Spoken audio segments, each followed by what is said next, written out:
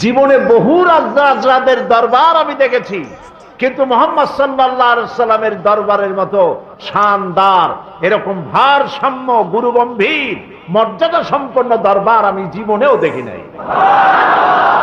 তার কোনো সিংহাসন নাই, সাধারণ মানুষের মধ্যে তিনি বসেন, নিজের জন্য আলাদা কোনো সিংহাসন নাই।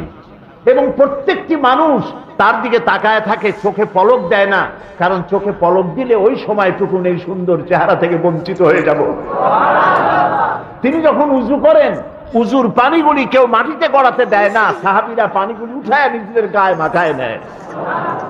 আমি এমন দরবার জীবনে কোথাও দেখি নাই।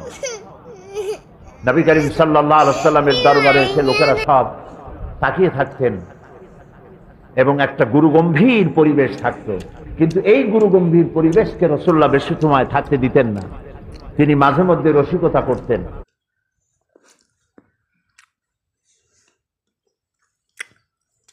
তার